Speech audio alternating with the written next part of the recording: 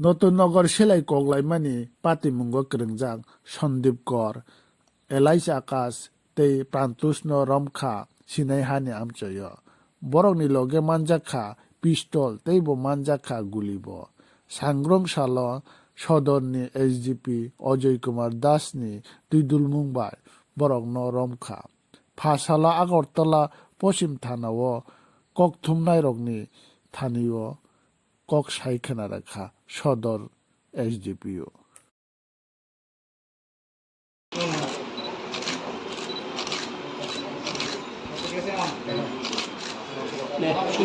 এখানে একটা case register হয়েছিল 169/2022 এই নতুন নগর বাজার মানে একটা যে ফায়ারিং ইনসিডেন্ট হয়েছিল এর মধ্যে ফার্স্ট ডেতে এফআইআর নেম দুজন এপি অ্যারেস্ট হয়েছিল সন্তোষ দাস আর প্রভাকর ঘোষ। এই কেসটার মধ্যে বাকি যে আসামি এফআইআর নেম ছিল তারা ভাগাচ্ছিল। এর মধ্যে কিছু কিছু তো আমাদের ইনভেস্টিগেশন চলছে, কিছু নাম আসছিল, ওদের বাড়িতে রেড কন্টিনিউসলি হচ্ছিল, কিন্তু ওরাও সব মানে স্পন্ডিং।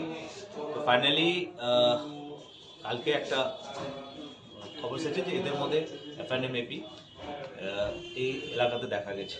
তো অ্যাকর্ডিংলি আমি ওসিপিএস কুমার দেব, সেকেন্ড ওসি কৃষ্ণধন জামাতে আমরা একটা টিম করে কালকে মাঝরাতেতে চিনহানির শ্মশান যে আছে কালী মন্দিরের পিছনে ওখানে দুজনকে আটক করেছি। এর মধ্যে এফআইআর নেম এপি সন্দীপ কর আলিয়াস আকাশ, বাবার নাম সজল কর, বয়স 27, চিনহানির পিএস এয়ারপোর্টে বাড়ি।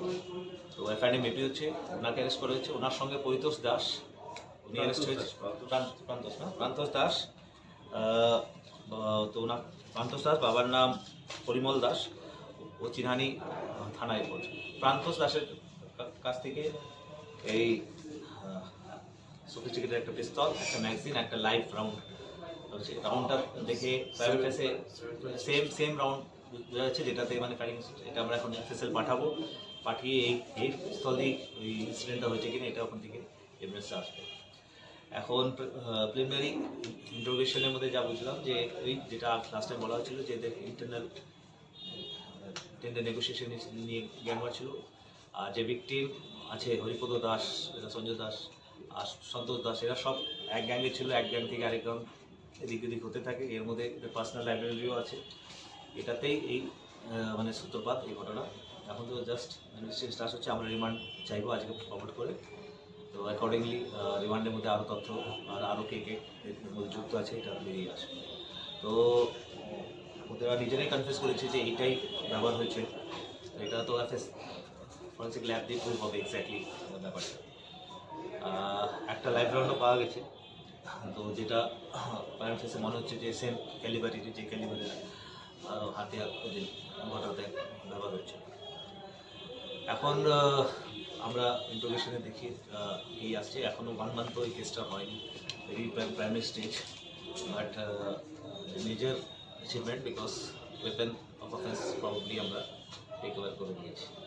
আগে যদি কিছু এর মধ্যে আপডেট থাকে তো যেটা আপনাদের জানার মতো জানাতে। তবে লাইভ রাউন্ড যেটা ছিল আমাদের ইউজ যে বুলেটগুলো হয়েছিল পেয়েছি, সেটা দেখে মনে হচ্ছে যে সেম রাউন্ড, মানে সিমেট্রিক্যাল রাউন্ড। টাইপ কি আছে এটা? টাইপ তো actually sophisticated but locally made.